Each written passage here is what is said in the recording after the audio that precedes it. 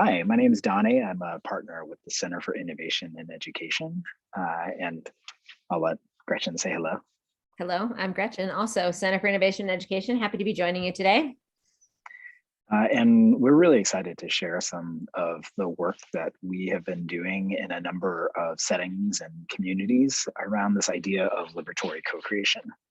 This concept of creating alongside the people who are engaged and affected by the system, and bringing their wisdom and expertise into the spaces where decisions and structures and systems and policies are made.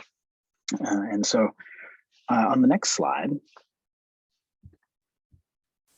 we just wanted to articulate something that a colleague of ours shared in a session earlier this week, this distinction of what we are trying to do compared to the way things that are usually done.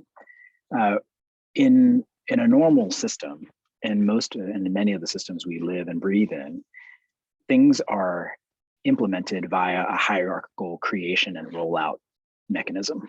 Somebody at the top makes a decision, that decision gets disseminated to other people, and then those other people are then subject to that decision, and they are meant to go and execute faithfully. What we are proposing is a little different. That the people who experience the system, who are closest to the work and closest to, in our case, in education, young people, are involved with the creation of the ideas, the concepts, and the systems, and that the people who are in quote unquote leadership roles or system places of authority are acting as connections between the work that's happening emergently in the field, as you can see there on the right. And so this idea of co-creation stands in pretty stark contrast to the way that things are usually done within systems. On the next slide, because this is the way that we usually kind of do community engagement. You have the walls of the building, the experts sit inside the building, and they access the wisdom of people through one-way mechanisms like surveys, like focus groups, like community meetings. You hear from the people, but it's still up to the experts inside of the building to make decisions, make the systems, and then provide for their execution. And we think that this doesn't really work. And many of us have lots of experiences with systems that operate in this way. And I think if we look around, we may sort of want to acknowledge and be honest with ourselves that it's not exactly working the way that we might have hoped. We imagine a slightly different world. And on the next slide, I'm going to share a little bit about it. So this is a picture this is a tiny slice of many other, this is one window that we took a picture of a coalition that we've been supporting in the state of Kentucky. And we imagine a world, and Gretchen, this is going to be sort of awkward. I'm going to ask you to click because there's a little bit of animation on the screen here. So we imagine a world where people like Brian Gong, who is a PhD in assessment science, basically from the Center for Assessment, can engage with somebody like Penny Christian, who is a school board member and a mother from Lexington, Kentucky, who can be in a space with somebody like Chaka Cummings, a community leader of a very prominent nonprofit organization in Kentucky, and somebody like Susan Dougal, who's the CAO from Shelby County, and Lou Young, who's the chair of the state board. And all these people can be in a room making decisions and thinking together with somebody like the Commissioner for Education, Jason Glass, who sponsored this work with us. So we imagine spaces where people are in these sorts of rooms and are co-creating together. And so that's really the grounding for why we wanted to convene this space here with all of you, was to learn from you and share some of our insights as well around what true equity and liberation requires from a co-creation perspective. And so we really wanted to break this down into just a very quick introduction to some ideas. And we think that equity really requires the idea of a really radical approach to inclusion, to who gets to be in the room, and then a really different approach to relating to one another that we call reciprocity. where people feel connected to one another and they feel responsive to one another. And then finally, we think that this sort of equitable and liberatory co-creation requires the act of creating together, of actually building things side by side with one another. And so what we'll ask you today to consider is, from the lens of inclusion, how do you, in your current work, how do you build inclusive coalitions to do what you need to do? Whether or not you're a classroom teacher, a school leader, a district leader, or a state leader, or a federal leader, do you have the mechanisms to create inclusive coalitions?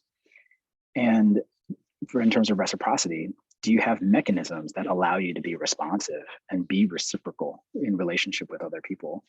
And then with co-creation, do you have systems and structures to productively co-create with the people who you bring into the room? And so we're going to just do a really quick overview of these three ideas and mechanisms that we've discovered can help with these three things. And then we'll give you a space to have a little bit of reflection. And then we'll actually put you into small group work time around some of these ideas and around some of these the mechanisms that we've created, and give you an opportunity to share with one another. So the first idea there is inclusion, and wanted to share a little bit about our approach to establishing the Kentucky Coalition for Advancing Education. We used a model that was developed by the Open Systems Institute called Radical Inclusion or Democratic Inclusion. And it's based on this idea that there are really three sets of stakeholders that you have to account for when you're trying to build a coalition. You have essential stakeholders. These are the people who have to be included because either they have political importance or expertise that's really important and you need to be a part of the process. These are the people who would be a part of like a blue ribbon commission or something, like you would appoint them. And then you have potential stakeholders. And these are the folks who may never have even heard of your process. They don't know what grading policies are, or they don't know what assessment and accountability systems are, but they live in the system all the time. They are embedded in it. And so you need their perspective, especially if they are people who are usually far from power and opportunity. And then there are interested stakeholders, and these are the folks who tend to always come to your board meetings, they come to PTA meetings, they always participate in all the surveys. These are the people that you will raise their hand to be a part of anything. And really, when you have all three of these groups, that they represent a really broad cross-section of the people who might be engaged in such a process. And we have a mechanism by which this can occur. We actually take a third and a third and a third from each of these.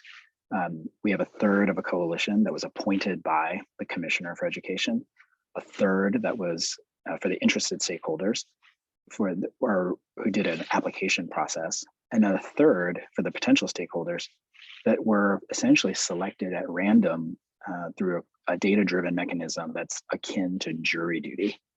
So we just did a random slice of Kentuckians from across the state and brought them into this process. And so if you're interested in how you might establish a coalition like this, whether you can do this, we've done this at the school level, we've done this at the district level, we've done this at the state level, then later, when it comes time for you to choose a group, this might be the one for you. Like you want to figure out how to create this radically inclusive, very democratically configured coalition. Keep that in mind. If you're interested in this idea of reciprocity, one of the mechanisms that we've found to be really useful for building that is empowering people in your orbit to do empathy interviews. So in the coalition we were talking about before, we had 60 people in this coalition. We taught each of them how to do an empathy interview, which is grounded in the idea of asking people about a story, about something that happened to them in order to better understand the nature of the system. So you ask people questions like, tell me about the time when you felt the school really knew you as a parent and or knew your child well, and how it made learning better. And so they would go out, they ask these questions, and they just wrote down the verbatim responses that came from the people that they talked to. As you can see some of those examples on here on the side.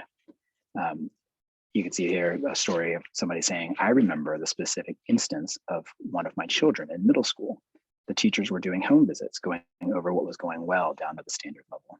They then shared 2 or 3 things that she really needed to work on between now and the next test. And so you can hear how this particular family member or this parent existed in and participated in and experienced the system, which ends up making you really aware of where their pain points are, where the strength areas are, and it makes the family member who you interview, or the student or the teacher you interview, it makes them feel really known and understood, and it sets you up to be reciprocal with them. It sets you up to have a deeper connection and more insights into them. And so that's a mechanism by which you can create reciprocity within your community. So if you're interested in understanding, let's just say you have a really good committee and a good team, you've already included lots of people, but you want to learn how to be more reciprocal and want to do that through a structured mechanism like empathy interviews, then this would be a good small group to get into later. With co-creation, we have 2 tools, 2 sets of tools that we wanted to share. And one of them is this idea of a learning agenda. So in Kentucky and in other places where we've done similar work, we, through the process of doing empathy interviews in these diverse coalitions and across the community, we put together a picture of the current state of the system. In Kentucky's example, one example of that was the system doesn't really know, see, or value each stakeholder as an individual. And we then also used their collective brain power to name, well, what is the future state that we really want to see? And the flip of that, of the current state, was, well, learners will thrive if we know people as more than statistics and involve them in addressing inequities. So that's the desired future state. I mean, but the reality is that in systems, really complex systems, we don't really know how to get there. And so we frame the gap between our current knowledge and where we want to go in terms of a learning agenda. How might a system learn more about different aspects of a student's identity and incorporate that knowledge into their practice?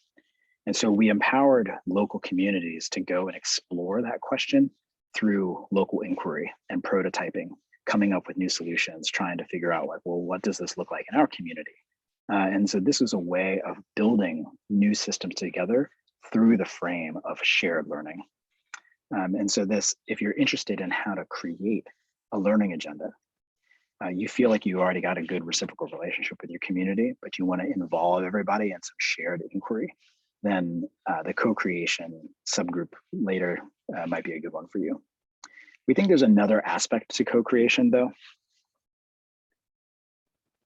And one of the challenges when you have a really inclusive coalition is that oppressive power dynamics tend to come into play. People with authority, people with knowledge of a certain kind and a certain way of being can sometimes rule the day inside of these coalitions. So you need to have strategies for interrupting some of those power dynamics. And so we've come up with a series of equity pauses that allow groups to wade into this water in ways that increase vulnerability, but are scaffolded and supported. And so this is an example of this increasing vulnerability scaffolding process where we level set using some design mindsets. We do an equity pause where people just silently notice participation patterns. Then they move up in vulnerability and fill out an anonymous survey. And then finally, we get to this place later as the group has become more comfortable and more trusting to be able to have an open discussion about whether or not people are being heard, whether or not certain people's ideas are being taken up more, and why. And that's really the goal of including all those people, is to make sure that their best selves can come forward and their expertise can be surfaced. We've also used affinity groups where we have teachers coming together and talking about what it's like to participate in the experience as a teacher, families doing the same thing, students doing the same thing, so that they're building power and building self-knowledge together. All right. What we would want to offer up for you now is just a moment to just reflect. Where is the right place for you to focus your learning today? and just consider some of these questions. Like, is there a project in particular that you're considering for inclusive co-creation? And then in the context of that project, do you have the right people in the room doing the work? Do you have the right insights driven through really deep empathy and care for the people you're trying to create with and for? And then if you do have both of those things, then do you have the right learning infrastructure? Do you have a learning agenda? And do you have structures for interrupting the kind of power dynamics that might get in the way of good co-creation? So we're going to pause there. And Gretchen, I don't know if you want to add anything to add there. I just went through the quick run. Nope, I think that's good. When we shift to groups, I'm actually going to open the rooms and then you're going to be prompted to choose one. So everybody will be able to choose themselves. But I'm going to hang around in the main room to make sure if you're Zooming from your phone or something and you need help, I can help move you around. And Paul and Rita, I thought I would put you a couple of places just so we can cover bases. Paul and Rita are also from our team and they're joining today. Hello, Paul and Rita. So I'm going to go ahead, I think, and open the rooms, Doannie. Yeah, well, let me just do one quick piece of logistics here. So when you go into the deck, I just put the link into the chat. Can we advance some of the slides and we can dive into some of the just to give them people an orientation here. So each section of the deck has some of the guidance and the working slides that we would use to just get you to start thinking about the right questions. And there's, if you keep going forward, just orienting people, there are some working slides. And this will ask you to just sort of consider some questions. If you want to go to the work group around coalition formation, slides 15 through 18 have questions that you can sort of ask yourself and you can use as kind of thought pieces for your small group discussion. And then starting from slide 19,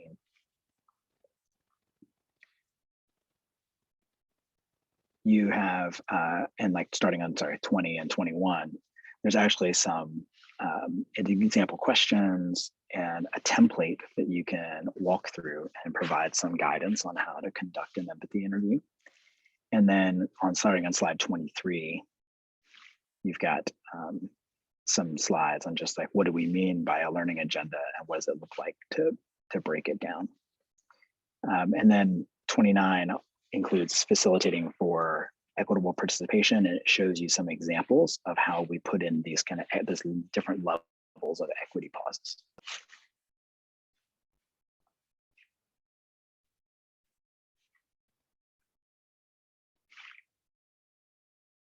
Okay. Everybody have the deck? Is that opening for everyone? And Doannie, I think it's set just for read access. Is that what you want? And you have some kind of working slides there, but they're more like demonstrative, I believe. Yeah. Yeah, that's right. They're just points of discussion so that you can start to talk about how you might use them in your groups. All right. Okay. Well, I'm going to go ahead and like I said, I'm going to open the breakout rooms. Hopefully by name, you can figure out where you'd like to go. The inclusion group, which is building that diverse coalition, reciprocity group, leading with empathy, and co-creation, facilitating equitable participation. You could also visit there about the learning agenda.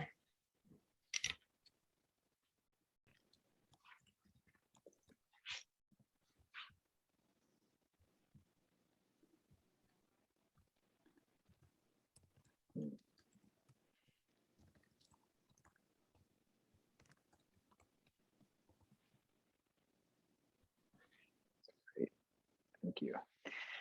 We wanted to create a little bit of space for people to ask any additional questions that might have come up for them in terms of just thinking things that might be useful for everyone to hear, or questions that you just are bouncing around your mind.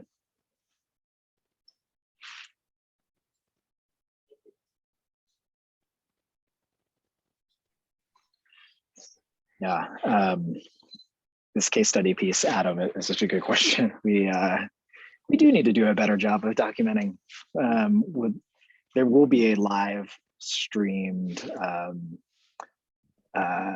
presentation about some of the process that has occurred in Kentucky, actually on Tuesday, starting at 9 o'clock in the morning, I think, Gretchen. And they'll be live streamed presenting the products of the statewide coalition and some of the process that we engaged in there from the words and from the perspective of the coalition members themselves, along with the commissioner. And so it's a good good thing to think about, though. How do we capture some of that story? And then Pat, this question of balance of power among members of a coalition, I think please take a look at the section on facilitating for equitable participation, because there's some tools that we have found to be helpful there as people try to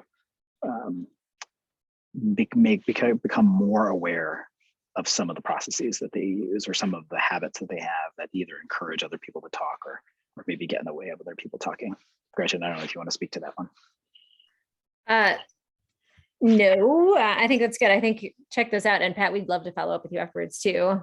Nick, I want to respond to your question because you raised it in our breakout too about how to get into some knowledge building with folks as well as empathizing so that they feel comfortable sharing their views and also so they have a full picture when they're doing that. And I will just offer one story on Burlington, Vermont. We've been in partnership with that district helping with strategic planning. And it's been strategic planning that is done by an inclusive coalition like this. And we've been trying to figure out throughout the process how to practice becoming reciprocal with one another.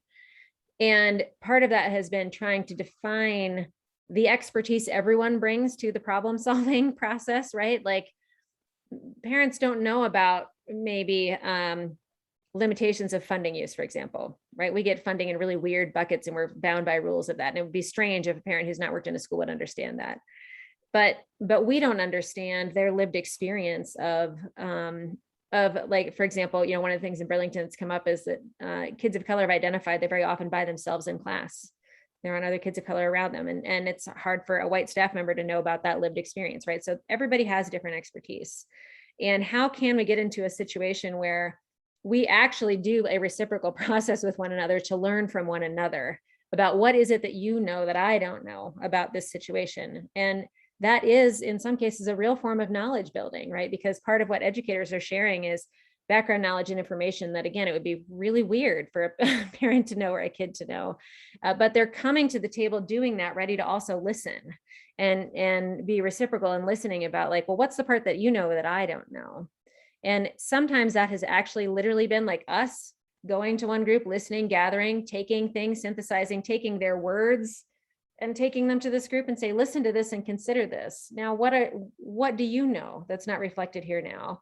And we take it back and forth. And now we're starting to actually bring them together for those conversations where they can talk together about what's the expertise I have, what's the expertise you have, and together, can we get a full picture of what's going on in this situation? And I will say that, you know, those processes take a lot of time and they are challenging when the topic at hand is one where there's hurt feelings and harm, you know, in the past. But they also are, if the time is taken and the care is taken, even if there's messing up, but there's, you know, good earnest effort on the part of leadership, it can really be trust building to do that work. It's not, I feel like for us as education leaders, it's not how we think we're supposed to operate. We're supposed to like, hear your concerns and know the answer and make it better for you. And that dynamic of like teaching each other is just really different, but has worked pretty well. So if you want to talk more about that, we could talk more about that too, Nick. Yeah. And I know you guys do really great family engagement stuff in general. I know a lot about Lindsay. I've visited you guys like 3 times. So I'm not trying to like invent something for you. I know you guys have a lot of strong work in this area too, but it's something we've been messing with Burlington that might have some potential. And I think that just to add a little bit to what Gretchen is mentioning, that oftentimes input goes in, experts do some stuff with it, and then a plan comes out, which sometimes bears very little resemblance to the things that went in. And that's detrimental to trust. And so and what Gretchen is mapping and that we try to do in Burlington was like ideas go in, responses come out that are directly mapped onto the inputs, but around feasibility. And then the question for the group that came up with the ideas is, do the counter responses, they're going to come up with what's feasible, but does the group that is affected, the users, do they think that that's palatable? And so this balance between feasibility and palatability is an important one to name, because everybody's trying to operate on different bodies of knowledge and bodies of experience. And so that's another way we've tried to conceptualize that. There's some deep questions in the chat. Yeah. Empathy, mending communities. That is like a great question, Holly. Yeah, I don't think that any individual empathy process can heal a lifetime of broken trust, but it can set the path to that. And it's that habit of reciprocity, of constantly returning to that person's story and validating it and checking in on whether or not it's getting any better. It sounds really simple, but it's not something we do very often. Right. And like continuing to circle back.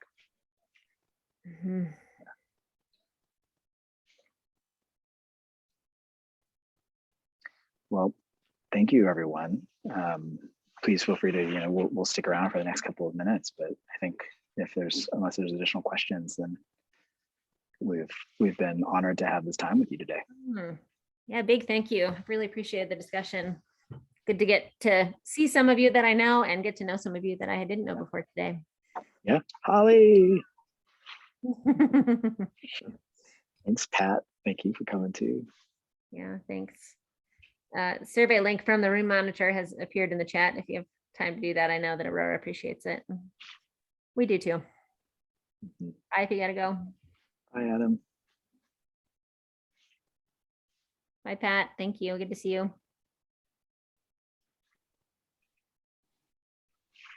Hey, David. Doannie and Gretchen, hey, sorry to be so late. I was running from one thing to another, then jumping in here. And so I didn't really know, I feel really awkward just jumping in like, hey, I've heard nothing, and so I have an idea. But, one of the things, and you might have talked about this, is it seems like one of the things that we get ourselves in trouble with in schools is we misadvertise the conversation we want to have. And so we say something like, come and join us in a conversation to try to find a solution to whatever it might be. And then when people come, we say, hey, it's your lucky day because we figured this out. Yeah. And here's what we're going to do. And isn't this a great idea? Right. And so it actually might be a great idea, but that's not what people came to do. People came to actually join a conversation. Or we say to them, okay, so, Doannie, your point of like, give us some feedback and then we come back to you with a solution. Again, that's not what they came to do. People came to like be a part of figuring that out. And so one of the things so there's two pieces that I'm wondering about your thoughts on this is one is we so frequently misrepresent the conversation we want to have. And so right from the very beginning, people come and they think it's going to be one thing and it's another thing. So we lead them to believe they will have power and influence in this conversation. And that was just a bait and switch that's there. And I don't think people do it consciously, but I've seen it happen all the time. And then the other piece that makes me think about is, I would argue 90% of the decisions that are made in a school actually are in that first category. I'm kind of here, I got to make a decision, we got to move this forward, here we go. And then if we just look at decisions that are made, not the importance of decisions, 90% of decisions are just made. They have to be made. Like you're running the district, you're running a school, you're doing this stuff. Yeah. But I think sometimes people look and say, oh, I want to make every decision collaboratively. Nightmare. Yeah, I can't do that either. And so I think it's getting clear about what are the decisions that need to be made collaboratively. What are those that need input? What are those that just like, I got to just tell you this. The state came down and says, we got to do this. I'm telling you, you got to do it. So Heads is up, it- our room's gonna automatically close on us. I just don't want you to think we're hanging up on you, David. It's gonna happen. It's happening to Okay. us. Does that make sense? David, yeah, and David, we just as a way of at least putting some kind of pin in it, we'd love your thoughts on this. We just have a sketch of this levels of co-creation Yeah. Put it in the thing chat. that I just put it in the chat, and where like level 1 is exactly what you say. It's like it's decisions getting made, and then level 3 is an entirely inclusive coalition is created, and there's kind of trying to stage it so that we're clear about what we're doing. Level 2 being Uh, like, we came up with some ideas, we test with users and we actually listen to users and respond to them, right? Like it's not fully co-created, but at least we're getting user feedback before we execute. I'm gonna send you guys